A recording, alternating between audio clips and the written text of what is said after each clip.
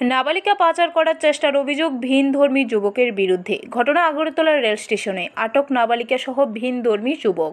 বিশ্ব হিন্দু পরিষদ ও বজরং দলের কর্মীরা নাবালিকা সহ ভিনধর্মী যুবককে আটক করে আগরতলা জিআরপি থানার পুলিশের হাতে তুলে দেয়। বৃহস্পতিবার নাবালিকার মা পূর্ব আগরতলা থানায় অভিযুক্ত যুবকের বিরুদ্ধে মামলা দায়ের করেন। তিনি জানান, বুধবার দুপুর 2টায় ওনার মেয়ে গৃহশিক্ষকের বাড়িতে গিয়েছিল।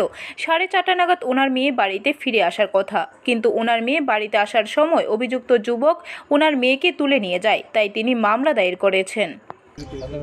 বাচ্চার উদ্দেশ্যে নিয়ে যাওয়ার জন্য বদ্ধপরিকর ছিল এবং ছেলেটি জানলাম যে হয়তোবা বেঙ্গালুর বলছে যে বেঙ্গালুর নিয়ে যাবে।